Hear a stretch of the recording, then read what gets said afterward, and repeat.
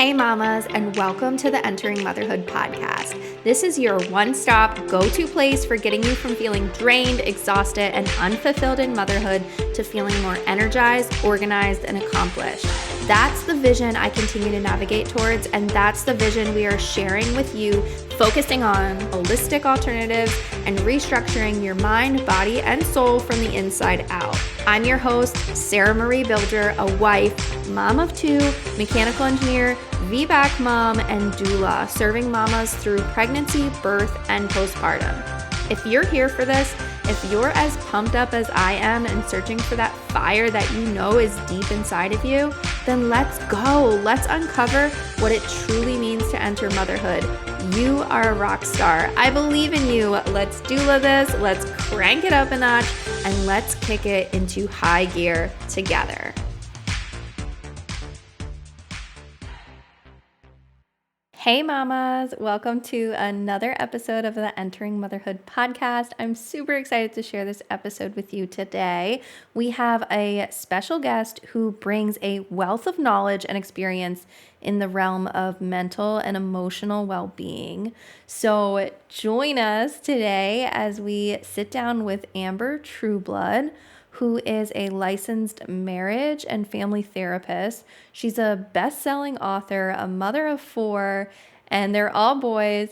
And she has honestly dedicated over 25 years to the field of mental health and is on a mission to empower new moms and anyone, honestly, seeking to enhance their overall well-being.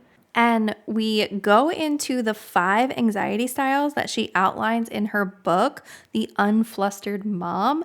And it is just so awesome to really find ways that we can learn more about ourselves, because it makes us not only a better parent, but a better partner, and honestly just live out our life in a more understanding way of ourselves and of others.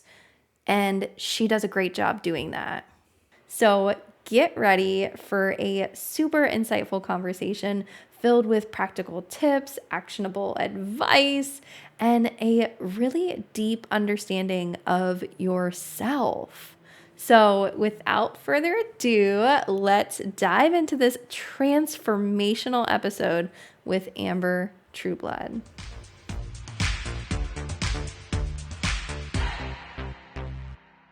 Hello, and welcome to Entering Motherhood. I'm happy to have you here today and get this conversation started.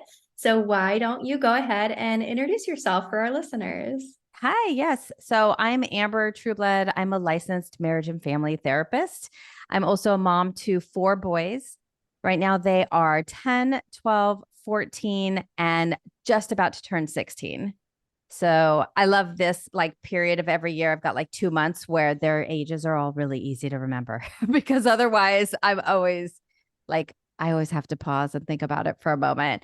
And I am all about supporting moms and giving them practical strategies and insights they can use on a daily basis to reduce stress and overwhelm so that they can feel better and also just show up as the type of mom, the type of human that they really would like to be, and know not everything is going to be perfect at all times. But I think if you have the support and the strategies that are really useful and likely, realistically, you can actually use them, not get up at 5 a.m., have a nutritious green shake and go jogging for 2 hours, really stuff that you can actually do and implement easily into your life, because I want you to gain confidence around that. And I want you to actually be able to do it. Does that make sense?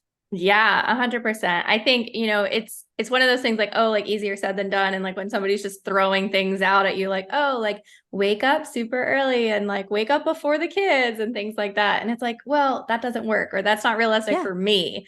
Exactly. And so I think it's important to point that out and say what is realistic for you and what really helps in your family dynamic. So, I always say that moms have there's so many individual differences. So you have different values, different priorities, different lifestyles, different personalities, different kids, different family dynamics, and you're different than you were a couple years ago, and you're going to be different a couple years from now. And so it's really about empowering each mom with the insights and the strategies and also the confidence to say, you know yourself best. So as we go through this particular podcast and we share all these different insights and strategies, it's your job really to notice, like, where am I smiling and nodding my head or being like, oh my gosh, yeah, that totally used to help me. I used to do stuff like that, back in school or when I was really stressed in my job, and maybe that can apply now. And so it's your job to kind of notice, oh, yes, yes, yes. Here's what will work for me. Here's what I know right away. Like, yeah, that's not for me. So I love to kind of present a smorgasbord of strategies and then also some tools. Like from my latest book, I talk about 5 anxiety styles. So I talk about like ways that you can better figure out like, oh, yeah, yeah, yeah, these types of strategies are going to be really helpful for me.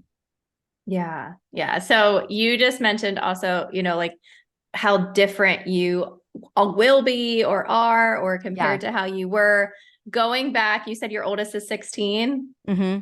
Going back 16 years ago when you first entered Oh my motherhood, gosh. Yeah. what are some of the differences, or what can you really remember still from that stage of your own personal life and what you were going through? Barely anything. No. Um, I mean, if we're being honest, when I work with new moms, I try to give the support that I wish I had had during that time, really. And so a lot of things around, you know yourself best. And, I am a dynamo mom. And when we talk about the 5 anxiety styles, that'll become more clear, but that one's very like achievement oriented. So at one point, I had 4 boys under the age of 5.5, which doesn't seem technically possible without twins, but it was possible. And it was, it didn't seem crazy at the time. Now looking back, it feels way more crazy than it felt at the time.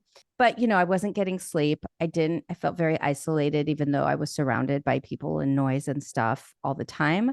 I felt intellectually bored, even though, mentally I was exhausted, right? And doing things constantly, but not feeling like I was making any forward progress, which was really frustrating for me. And when I would vent to friends or family at the time, and my attempt to seek help or support, what I ended up getting was a lot of like, you have 4 little kids, like you're in it, like it'll pass, just like you'll have time later to do those other things. Mm. And unfortunately for me and my personality, that not only wasn't helpful, but it just left me feeling crappy for even wanting other things or not being completely satiated by my mom life at that time.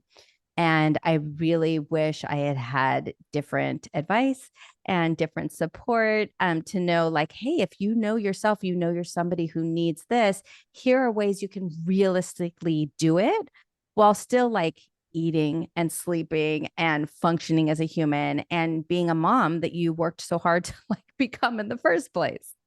Yeah. Yeah. So you mentioned the 5 anxiety styles. Can you kind Yes. of dive into them a little bit? Yeah. So I created these as a way for people to kind of better understand themselves a little bit, not only where you soar, like what are your gifts that you bring to the table that chances are you don't give yourself a lot of credit for. And so, I want you to like acknowledge and give yourself credit and kudos for those amazing qualities that you have, but also realize that like not everybody has those skills and talents.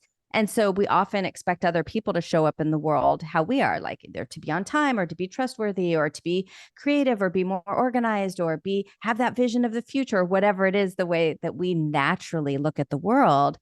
And when other people don't show up in the same way, sometimes it can be really frustrating. Or then everybody in the world seems to lean on you for that because they're like, you're really good at this. And you're like, I'm already handling so much. For moms with different anxiety styles, I wanted them to understand like, this is where you shine, but also it might be where you're not satiated, where it triggers some anxiety, or it triggers some sadness or it triggers some frustration. And so each of these 5 kind of like, if you've followed the 5 love languages at all, where you kind of understand, oh, this is how I like to give and receive love. but you give and receive love through like gift giving or, doing small tasks. And I like to hear words of affirmation. Meanwhile, we're both communicating what we think is loving toward the other person, but it's not being received in that way. So the anxiety styles work similarly in the sense that once you understand your own and then you understand how your partner or your best friend or your mother-in-law might differ, then it opens up like, oh my gosh, okay, now I get it. I get it. I get it why this might trigger them. And like to me, it's like not a big deal at all. Like, why are they freaking out about this? Right. Or vice versa. So the five are the lover, the fighter, the executive, the visionary, and the dynamo. And we can dive into them however you like because in the book it goes in really deeply into like contributing factors, strategies, preventative strategies for stress and overwhelm. Like I break it up, things you can do every morning, a couple times a day, like little tiny things that take seconds, right? Or you do while you're driving or while you're, checking your email. And then things you can do once a week, and then things once a year that really helps support you as that particular anxiety style. And then I have like communication strategies and lifelong lessons and mantras and guided meditations and all kinds of good stuff. So you tell me, like, what sounds interesting? What should we dive into? Yeah. I mean, I think all of it is so interesting. And I love how you said, not only understanding yourself, but once you kind of can see those patterns in other people, it helps make it be like, okay, like they're coming from somewhere. Like this is happening for a reason. It's not They're just kind not of trying to drive you crazy. right. And I think it's like in those moments, sometimes it can feel like it. Like I know me personally, I very much am very observant of my children. Like they're kind of like running around doing things. They are always kind of maybe like crawling up on something that they could fall down from. Or like, for example, we were just at a wedding this past weekend and my daughter was like, dancing on the dance floor, like going crazy. And she's like swinging her hips and like cruising around. And I see the trajectory of where she's heading, and it's going Yeah. right into my youngest. So Yeah. I saw her literally like about to just sideswipe him and knock him over onto the concrete floor Yeah. of the dance floor. So like I quickly like run up and I swipe him up, and she just continues to go. And we just avoided this mass collision. And somebody's like, whoa, like, how'd you see that coming? Like, mom skills. And I'm like, how did you not see that coming? Right. Right. And so like I'm always like hyper aware and alert of like what they're doing, and I'm planning out like these next moves. And sometimes when I just want to take a break and relax and sit down and I'm observing somebody else like watching them or playing with them, and then they get hurt or they fall Right. off of something, I'm like, how did you not see that? But it's Yeah. like they don't have my mind, they don't have that, mindset, and they're not in that track of thinking. And it's like Mm-hmm. I can't be mad at them for that. Right. But it's Right. also like very frustrating because you want to be able to, you know, Take a have other break, people breathe. right. Yeah. Right. Right. And so yeah, I think just kind of like maybe digging into the dynamic of when two different types of styles collide. Yeah. And I think it's all about insight, right? Because once we understand ourselves and other people, then we can communicate better. Like, hey, this is really important. And like where you can delegate and where you can't, or where, it's not going to benefit you. And if you are going to delegate, what can you let go of? And know, like, okay, well, as long as I take everything glass out of here and no, we're not going to be playing near any cliffs, okay, there might be some mild injuries, but, or we can go to this playground, but that other playground, I don't feel safe having anybody take them but myself. Or is it finding that one babysitter or nanny or best friend who has similar age kids who parents similarly, who does have that way of that sixth sense of showing up? Whereas you might have other parents that, they're not watching for that, but they're bringing these like beautifully curated snacks or. And that's why I do wish we had more communities like that where you're like, okay, you're amazing at bringing the snacks and you seem to love to do that. So you bring the snacks, I'll watch the swings, like let's use our own best traits and qualities. But unfortunately for most moms, like we have to play all of those different roles. And most of us, unfortunately, somehow expect ourselves. I was just writing a chapter for my next book, and it's about parenthood in general. And I was talking about how, like, we expect ourselves to be good at all of these different things. And, there's not a guidebook. And when you're pregnant or you're breastfeeding, you have people to go to, right? You have resources, you have regular doctor's appointments, people are checking in with you. And then you have toddlers and all kinds of different problems show up, and there's no easy go-to for support. You talk to friends or you talk to family members, or oh, my kid's biting, or they see they're always like knocking things over, and like, is it a like are do they have a vestibular problem, or is it just like they have a balance issue, or what is it, so I I think that I got off topic here, but what I wanted to say was, self kindness and self acceptance and self awareness. I think as moms is the first step, because if you're busy beating yourself up, or having these crazy expectations of ourselves, then we often don't get the support we need. Like, it's not even that it's just like not very nice to yourself, but I always like it's more important than that. It's yes, I want you to be nice to yourself, but also you can't get the help or support you need if you're busy beating yourself up for something. Yeah. Yeah. And I think, the awareness too is such a key thing because, like, one, like I always say, like, if you're listening to this, you're like proactively Yes. going out of your way to find answers and solutions and resources, and you're seeking that knowledge. And I think, like, you have to even give yourself credit for that. Like, you might feel like, oh, I'm not doing anything or I'm not doing enough. And it's like, Yeah. you're searching for information of how you can, be the mom you want to be, and Yeah. get the information that you need to know to hopefully be on a better path. And so, like, it might seem like something little, or it might seem like, you know you're not really doing much, Yeah. but you are. And I think, like, bringing that awareness to it and seeing, those little tiny pieces of what is actually happening can be super hard when you're in the thick of it. And like you said, like, it's like looking back, like, now you can see, like, all the stuff that you were, in and doing, and how crazy it was to have four kids, like, under five. But, like, when we're Yeah. in it, it's just so much, like, it's so hard to really grasp what's going on. And I think, you know, what would you say to that? Or, like, how can we bring more awareness to the situation? Yeah. Well, I think the first step, like you said, is if you're here, you're already well on your path. You could be eating, you could just be like watching cat videos in your car and like eating a whole like bucket of chips or something. But you're not. Or maybe you're doing that too. But at least you're also listening to this. And I want to give your listeners some good stuff that they can like take to the bank right now that can help them. And so I'll do that in the through the lens of these anxiety styles. So for instance, and there's a quiz so they can take it's called Flourish. It's at flourishquiz.com. So they can take the quiz and see which anxiety style they have. But the first one that I talk about, the lover mom, is all about really feeling connected to other people in their life, wanting to feel wanted, feel loved, feel appreciated by other people.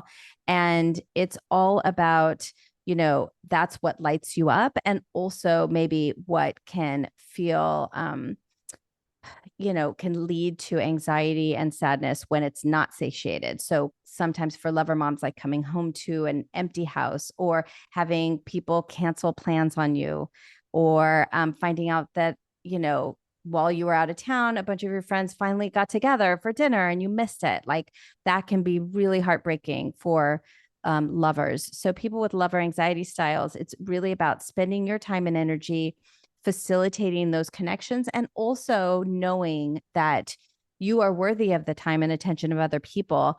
And if they do cancel, or if they do get together, like, it doesn't mean, let's not let your mind spiral into like, oh, do they not like me? Or they didn't invite me on purpose, or is somebody upset at me? Or did my kid say something to their kid? Like, a lot of times that can spiral into unhealthy ways. So being aware of that, and also communicating to the people close to you in your life how important it is that you have time with them. So if your partner, though, for instance, is an executive, um, and each of these has like goes so much deeper, so I'm going to try to just kind of just hit the highlights of each of these. So if you're somebody who like loves those personality style, quizzes and things like that, you can dig in a lot deeper to either the audio book or the physical book, The Unflustered Mom. It goes into a lot more details. But the executive, for instance, is all about feeling emotionally safe through control, through planning, through organizing, through knowing what's to come. So these like last minute changes or last minute, like lots of times, maybe they had childhoods that were very not dependable, right? And so maybe they moved a lot, or there were lots of divorces or marriages, or military, kids with a lot of uncertainty. And so you seek that stability, right? You become very good at being prepared and being organized and knowing what's to come. You're very dependable and loyal and trustworthy. And so those are all beautiful qualities. So often, if somebody else doesn't have those things, it can be really unsettling. So if you put those two together and you have an executive who is like, has maybe their lover partner come home to them and say, "Oh my gosh, like I just got tickets to go here. Like we all get to be together this weekend and let's all go. And like, let's just cancel our plans. Like it's like the best news ever. We just get to spend time together." And the executive is like, "Hold up. Like I had all this stuff planned for us and you're just throwing that out the window." And so if they don't know that about one another, right, then the lover could interpret that as like, she doesn't want to spend time with me, and this is not important to her, and how could a soccer game or doing paperwork be more important than spending this time together. And the executive could at the same like turn of the same coin feel like they're not being respected or loved. And so, but if they know that about one another, they can communicate differently. Then we have the fighter, who is really about feeling at their core like a survivor, like a protector of other people. And they're very comfortable in the chaos, in challenge. When they see an injustice or a bullying situation in the world or an unfairness, whether it's like at their kids' school or in their neighborhood or in their family or on the like world stage, they tend to jump in to get involved because often when they were children, there was chaos or uncertainty or trauma, and there wasn't anybody that jumped in to protect them enough. And so they can't help it, right? They also are really comfortable in the chaos. And so the flip side of that is when things are kind of fine and calm and healthy and happy, that could be very unsettling to fighters, because they kind of have learned not to trust it. So it's not that they necessarily don't think that they deserve happiness or peace. It's just like, okay, well, something's going to go wrong, and I don't want to be caught with my pants down. I want to be prepared. So they might like poke at things. Okay, this job feels fine. This boss feels fine, but like I'm going to poke here. I'm going to poke at this relationship, or I'm going to poke around my finances and do something risky because I know how to deal with that. What I don't know how to deal with is when everything's calm. So I have a lot of strategies for each one of these. Is when you are feeling uncomfortable and uncertain and or anxious, what can you do in a healthy way, not the poking way, right? To move through it, right? So that it's benefiting your life, so that you're using your amazing superhero traits and also protecting yourself in areas that are really important to you. Does that make sense?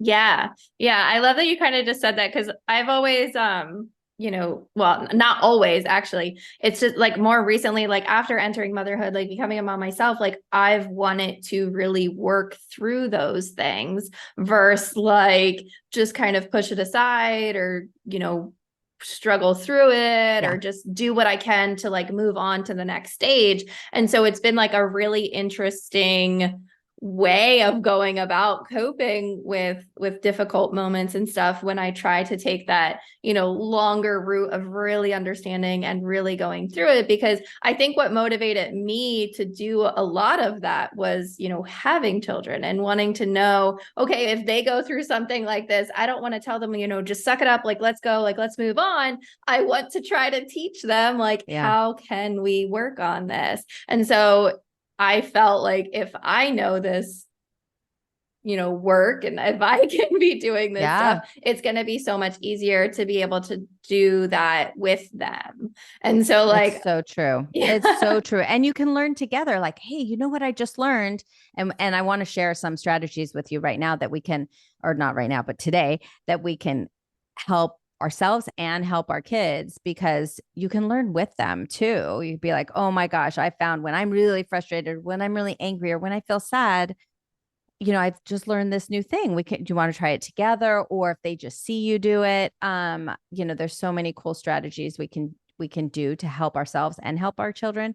But you brought up an interesting point, is like this pushing it away and just powering through works for a minute. But it adds up. That stuff you just pushed under the rug will start to get higher and higher and higher. And I think that's why so many women, especially I find, right around the time they turned 40 is when all of a sudden they're like, okay, I need deeper help than this, because I've been just, in survival mode for so long. And then things start to crack, right? And it could be your physical health, it could be your relationship, right? It could be all of a sudden you're like, I can't relate to any of the friends I have in my life anymore. It could be your career or lack of career, or where you thought you were headed versus where you ended up. So a lot of that seems to come to a head like around that age. And so if you are younger than that and you see it coming and you can start to not be sweeping stuff so much under the rug, you're going to give yourself like a huge head start. Woohoo. I guess I'm ahead of the game on.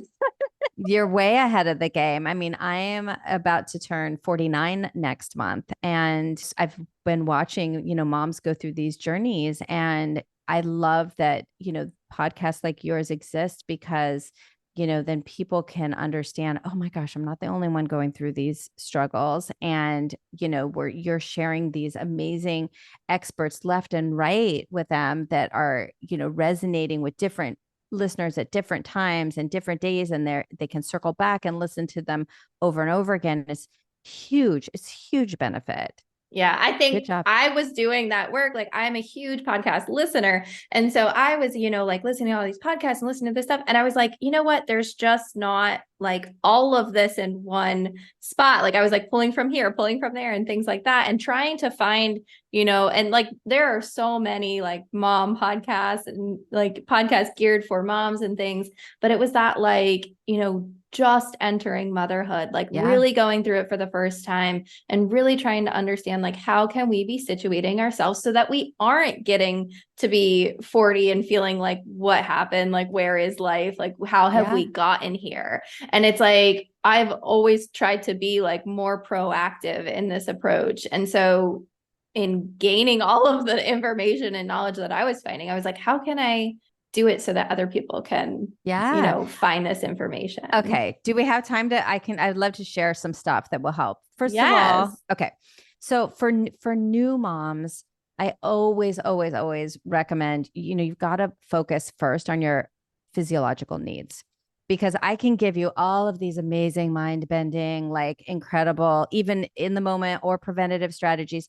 But like, if you're not sleeping like hardly at all, or you're not eating like so that it's fuel for your body and your brain, like you're like technically eating, but you're not really eating in a way that is feeding your body and your mind, you can't function, right? And if you're feeling super isolated and either emotionally like just overwhelmed in with anxiety, or overwhelmed with sadness, or overwhelmed with like anger, because that is another thing that happens, then it doesn't matter. I could give you like 475 tools, and you're not going to be able to use them or implement them in any sort of effective way. So, with sleep, for instance, first of all, it will get better. I promise it will get better. Like, because in the moment, I know sometimes it feels like it won't at all. And there are simple things that you can do that help. Like if you go, actually, anybody who buys my book, if you go to the website, there's like, and you put in like, oh, I'm a lover mom or I'm a dynamo mom, you get all of these like a guided meditation and all this stuff in your inbox. And one of the things I have in there for everybody is my favorite, like it's a PDF with 9 sleep tips. They're very, very simple. And don't do all 9. Like just pick one to add. Like one, be like, oh yeah, that would help. I'm gonna make my room darker, or I'm gonna plug in my phone outside so that I'm not waking up on my phone, or I'm going to turn off my phone 15 minutes before I go to sleep at night, or I'm going to not work from my bed. So, like, there's all these very, very simple things. And I just want you to implement one this week. And then if you're like, oh, that was easy, I could totally do that. Then next week, choose just one more. I always want to, build momentum instead of like, now, if you're a fighter, you might be like, I'm going to do all of them right now because that's how you function. It's like all or nothing, you're extremes. And that's how it's just way more fun that way. Then do all of them. Then do all of them, but only if you're in that zone. If you're somebody who like goes from one extreme to the other, and that's just how you make transitions in your life and build new habits, is you tend to like go from, paleo to vegan to like drinking probably too much to like not drinking at all, even an ounce, even a sip ever, like if you're like that, then do all of them. Otherwise, choose one and add it. For eating can be tough because just time and money. Like if you have all the time and money in the world, it's real easy. Maybe not real easy, but it's much easier to eat healthy, and there's ways that this is where you got to link it to what's important to you. So like I love hacks that like help you change something that you want to change, not because like it's if you feel like you should do it, like, oh, I know I should eat more green vegetables, or I should drink more water. I know I'll feel better. And I know I get headaches because I'm not drinking enough water, or I know I should stop drinking so much coffee. I know guilting your way into a healthier habit, I don't think works. It just doesn't work long term. And it results in making you feel crappier in the long run because it doesn't work. And you're like, see, I couldn't even do that. Couldn't even drink more water or go for like a 5-minute walk during the day, like whatever it is.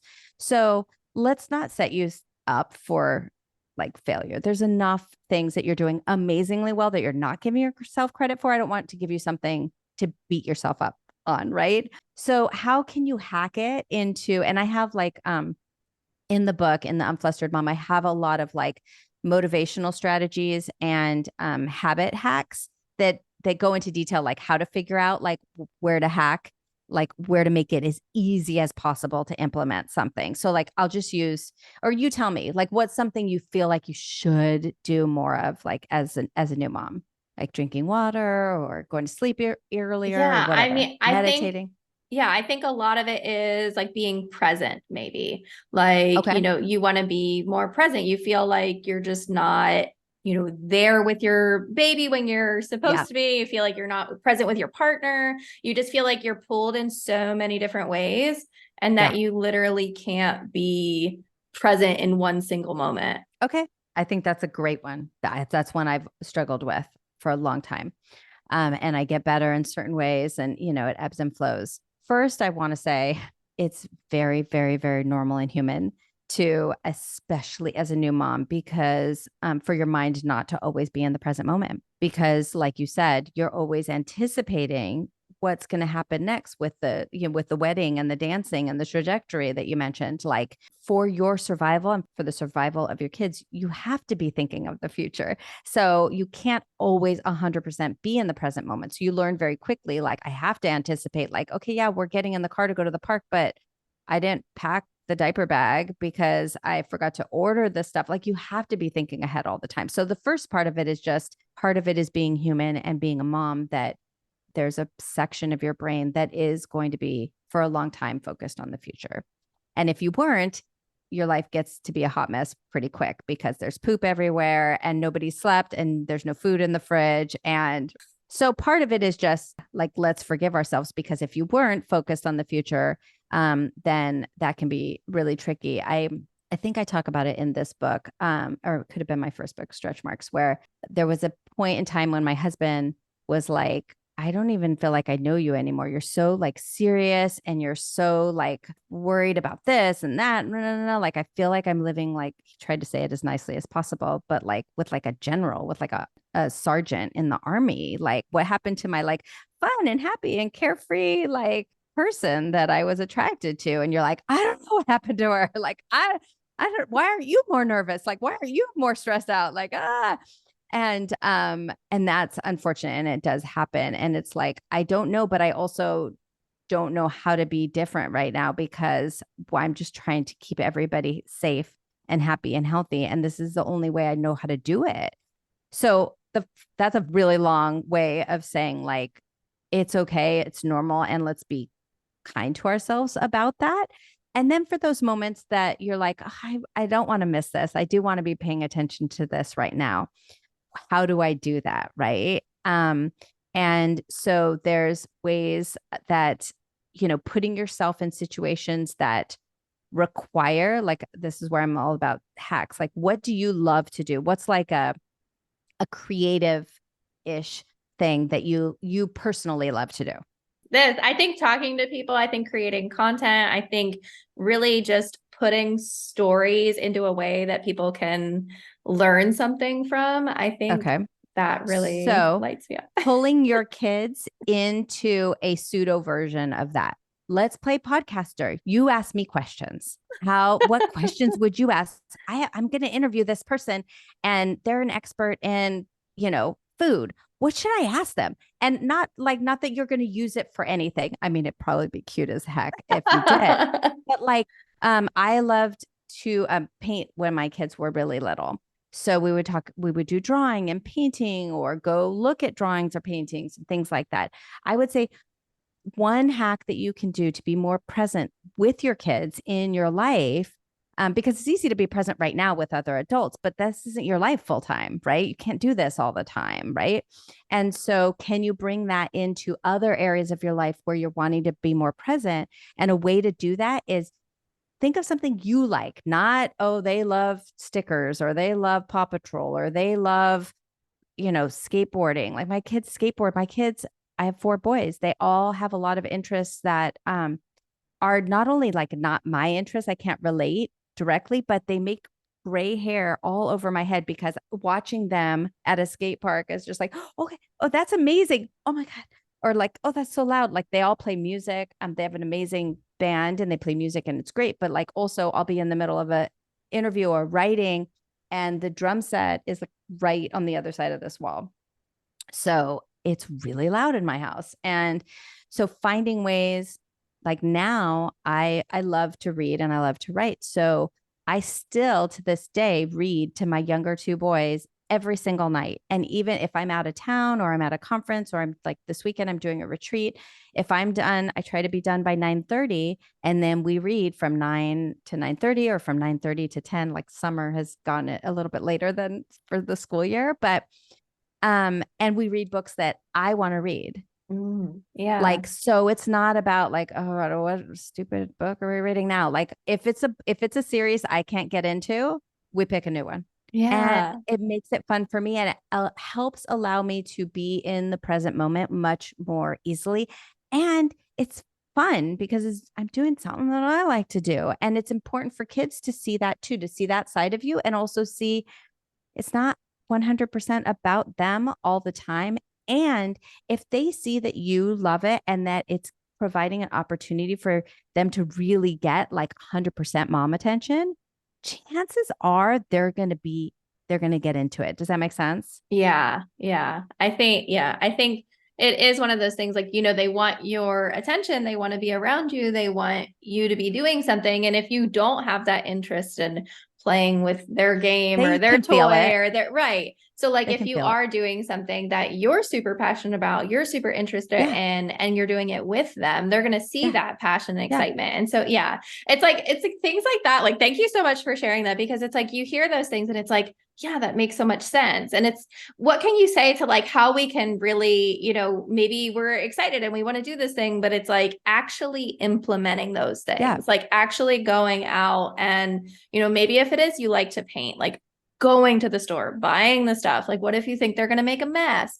Like, Yeah. that brings on more anxiety. Totally, totally. And then, and that's when it's about knowing yourself. So if you're like, I am not getting out a bunch of paints and putting them everywhere. So then maybe it's like, oh, I get watercolor markers, right? And we just do it with paper, or we do it with chalk in the backyard. Like, and that, so I would say like choose the thing that feels like it would be more fun than stressful, and then just take one step in that direction today. So whether that's clearing a space on your calendar for it, whether that's ordering the box of chalk on Amazon, whether that's calling a girlfriend who's super creative and does this regularly with her kids, and she has a space that like can get super messy and it won't be at your house, and saying, hey, how about we come over this weekend and I'll bring the like snacks and margaritas, and we use your art, whatever. So just taking one step in that direction today, like before bedtime tonight or before your bedtime tonight, will, I think, is the best way to move forward. And then, like I said in the book, I have these different motivational like tactics so that you can kind of hack your motivation style so that it makes it as easy as possible to take one more step in that direction.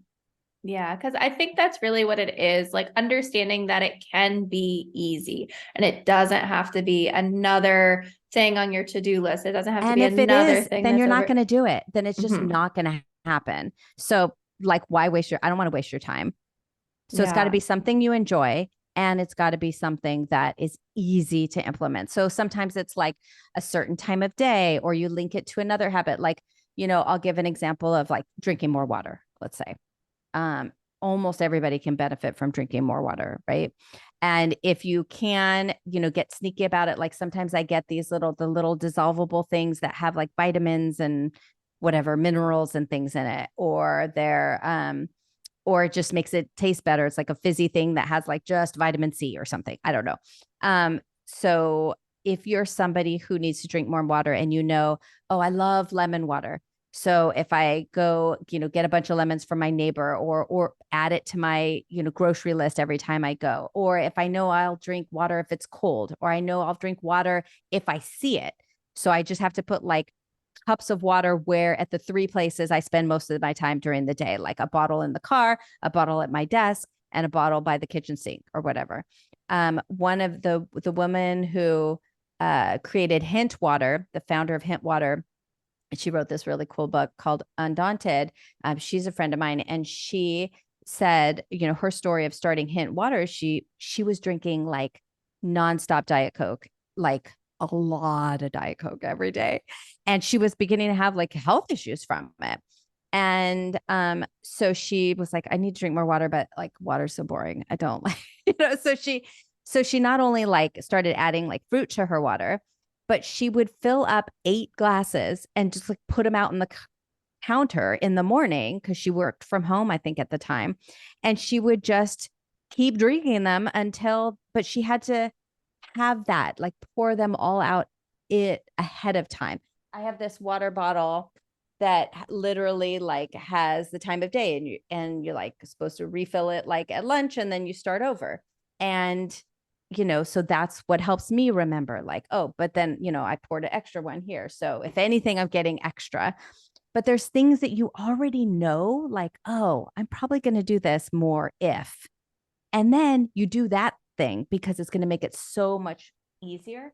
And chances are, with really good habits like drinking water or meditating or being in the present moment, the other benefits are so impactful. Like once you've been doing it for 3 days or 5 days or a week, then if all of a sudden you don't have your water, you're like, where's my water? Like, oh my gosh, I'm so thirsty, because your body is now expecting it. right? Same thing with meditation. Once you start meditating regularly and you're like, oh my God, why was I so crabby today? Oh, yeah, we had a doctor's appointment before school and I didn't meditate. You start to notice when you don't have it. So it's not like you're going to have to hack it for forever. If it's a really good habit, then you should see benefits in your life right away that will then make it more self-propelling, right? Does that make sense? Yeah, 100%. And I think, like that's definitely something that has always helped me. And I think, specifically with water, I've always found if I have a cup with a straw, then I like somehow like drink it more. Beautiful. So like that's Yeah. specifically for me. Like I know that that's going to help me. But like I think sometimes it just gets so hard when like your schedule is off and in those early like weeks and months and Yes. times, or if like all of a sudden like again with the wedding, like we were running around and doing all the stuff and everything, and it was like, wait, I didn't eat lunch. Yeah. And so it's like you get all of a sudden like, oh well, that's why I'm cranky and angry, and like that's why like I'm in such a bad mood because like I forgot to eat. And so Yeah. I think it's like again like bringing awareness to it and like saying like I need to do those basic tasks Right. because it is like the schedule gets thrown off, or, like, and I always try to not beat myself. Like, I wasn't like, oh man, like I'm so mad at myself. Like, I didn't eat, but like, it's like those thoughts pop up. And of course, like my kids too. Like, I was like, well, did they eat anything? Like, Yeah. Where they're like, oh, wait, they just had all the donuts from the like sweet table and nobody's had a real meal for 12 hours. Yeah. And some of that will happen, like you said, and you just need to forgive yourself and move on. And other times we can also depend on other people and call in other people like, hey, my sister's going to be there and she, doesn't have any kids yet. And maybe I don't want her to like necessarily like take the kids because we're going to all be together. But I can say, hey, will you remind me to eat this weekend? Because I know it's going to be so hectic that I won't eat. Will you help me with that? Asking people who care about you for very specifically, will you remind me to eat? Will you bring me water? Will you, and your partner, so if you have a parenting partner in your house, or even if it's a relative, you can say, hey, can you help me do this, or remind me to, whatever it is, or bring the phone charger, because like, great, now I can't get a hold of everybody because my phone is dead, yeah. right? Or print out the directions ahead of time, or whatever it is, that can make your life easier. Sometimes as moms, we get in the habit of juggling so many tasks so efficiently that people, and then we're like this kind of like Tasmanian devil of like swirling, and that everybody else is kind of like, okay, she seems to know what she's doing. She seems to have it. And meanwhile, we're spinning in the middle going like, there was a time when I had four little ones. My husband was working very long hours and he was working out of town, and I had just sprained my ankle and we had to move. And I was like, how are not all of my friends, and I don't have that many family members, but like, how are people not being like, hey, are you okay? Do you need anything? Like, can we go grocery shop? Like, this was before like Instacart and all this stuff. And I reached out to my sister and my mom like a few months in because I was a wreck. I was losing my shit. Like, I was like losing my mind. And they were both like, oh my God, I'm so sorry. Like, you already function so much higher capacity than we don't understand how you have four kids, period, how you have four kids and your husband's not there. Like, we already don't understand how you're doing it. So like, we don't know where your limits are. Like, they had no idea that I was not okay. So lots of times we can't assume. Please, please, please don't assume other people know you need help when you need help. And so often, luckily, women, and this is where, not all women, but most of the time, you have people that you can text or call and say, hey, so Sarah, I'm not okay, not okay this weekend. And like, I could not even know you very well. And I could text you and be like, hey, Sarah, I know we just met, but like, I am so not okay this weekend. And you could be like, okay, what do you need? Like, do you need just to talk to me about it? Do you need help? Like, do you need me to like order you some food and have it sent to your house? Like, nine times out of 10, we know the people that we can reach out to and just say, I am not okay. That's the first step. And the second step is if you already know exactly what you need, like I just wanted somebody to like, if you're already at the store, just be like, hey, do you need toilet paper or anything? Like that would save my life right now. A, just like knowing somebody's thinking about me and I'm not in this totally by myself. And B, like, yes, we're out of toilet paper and I need some more. And like to get all four of these people in the car to go just to buy toilet paper, like might just kill me right Yeah, I now. think it takes a lot to say like I need help and like to even then also on top of that like realize like what you need help doing or what you need. And so I think yeah, just like taking the time to think about that and see like where do you need help or what is it that you Yeah. feel you need, I think. And if you're asking, I mean, I have a lot of strategies communicating with your partner about this. So like a couple small tips are, don't delegate something that you really, really want to be done a certain way or within a certain time frame. Like if it's going to bug you that they don't do it this certain way or that they don't do it like right this second, then try not to delegate that. Also, you want to add it would make me really happy. Like, or it would really, oh my God, make me so much less grouchy if, like, explain the benefit as you say it. And men tend to respond really nicely if you say, it would make you happy because they really want you to be happy. They really, really, really want you to be happy, both for themselves and for you. And when you're stressed out, overwhelmed, new mom, lots of times what they see is that you're not happy and that they don't know what to do to help. So if you say like, oh my gosh, like I know the trash cans don't need to be out until 2 o'clock, but like it's freaking stressing me out that they're not out right now. Do you mind just like, I know it's not like even saying like, I know it might sound crazy to you and it's not like, but for whatever reason, like it would make me feel so much better if the trash cans were just already out there. Could you do that for me? It would make me so happy. That is approaching it that way is so much more helpful for both parties because then they can feel like they're really showing up for you. So being specific, saying why it would make you happy, not delegating something that is going to just irritate you because it's not done a certain way. And maybe it's not that you want them to do it, it's that you want acknowledgement for doing it. So being clear about like, do I want just credit? Like I want somebody to show up and be like, hey, amazing job. Thanks for doing 8 million things today.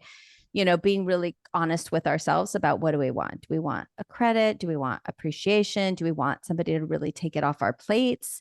Also, are we doing stuff that we don't really have to do? Is lots of times the men in our life will be like, well, why? I don't even know why you said yes to these 5 other things. Why are you even doing them? You like, so you can't really complain about this over here because I just saw you take on 4 extra things. So sometimes it's more explanation. Well, actually, I said yes to volunteering in my kids' preschool class today because I think there's a kid in there that is doing a little, not cool, like bullying situation. And I want to see it myself, or I want to meet the mom. Ah, okay. Then they maybe understand. Or I want to get to know the teacher so that if there is a problem, she is comfortable reaching out to me. Like, chances are you have ulterior motives for all the things you're doing. And you just feel like you shouldn't have to explain it to them, but sometimes taking that time to go ahead and explain to them your thinking will get them on board.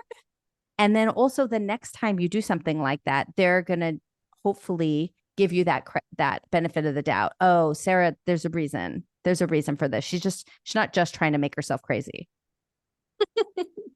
Yeah. Yeah. I definitely think that has been something like with me and my husband when I like explain a thought process or like why I'm thinking a certain way or doing a certain thing. I think it allows him like insight into the why or what I'm doing. And, Yeah. they aren't mind readers. Like nobody is.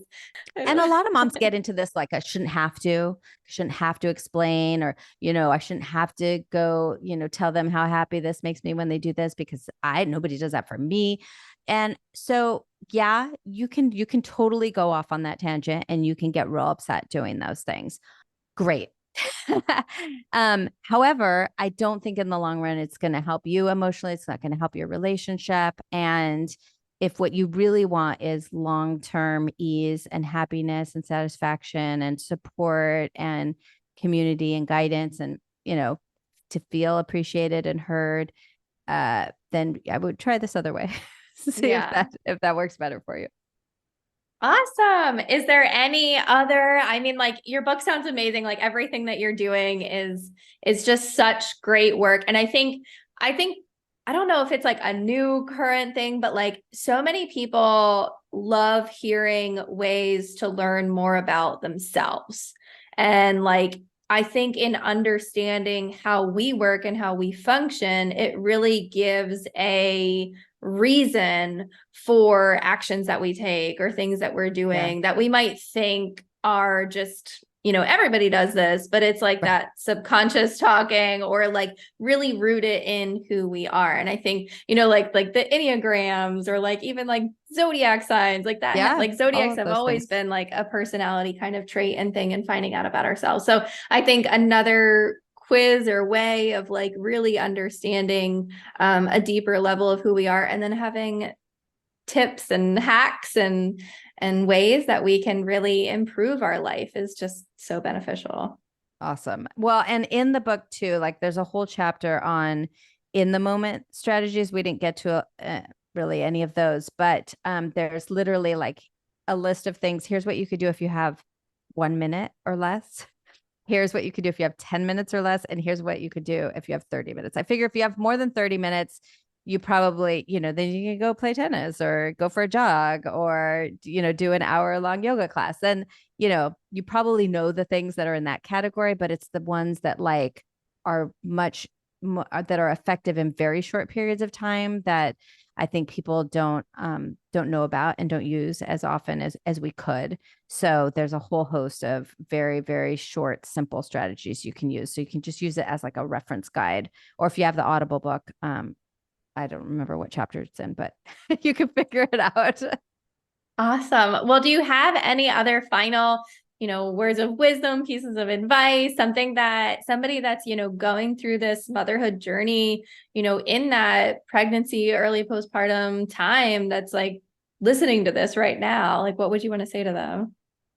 Oh, goodness. I would really want to say, like, especially, my first thought goes to your anxiety style. So, depending on what really lights you up, whether that's quiet time, whether that's connecting with one other person, whether that's, doing a side business that is just fills you up and you want to have just something to your own, even if you work on it 20 minutes once a week, right?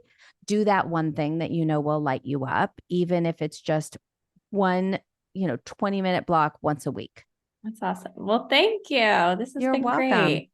Was really fun, and I hope it was helpful to all your listeners. And I'll make sure you have the quiz link and the book link and all of that stuff as well. Yeah. Where else are you? Like, obviously, we talked about the book and I'll put all the links in the show notes, but like, where are you on social media? Where else can we reach you? What's the best way to contact you if somebody's listening and they want to, Yeah. follow Oh yeah. you? Okay. Well, Instagram, I'm at official Amber Trueblood. And I have a community on Facebook. I don't know if you're, depending on if you guys are on Facebook. It's called the Unflustered Mom Community, and it's a private community. So you just, ask to be invited and go through the questions. And then the book, The Unflustered Mom, is available everywhere, anywhere you get books, independent bookstores, Amazon, Barnes and Noble, Target.com, or on Audible if you want to listen to it. Awesome. Well, Yeah. thank you. And just a side note, I love your last name because did you ever Thanks. watch True Blood?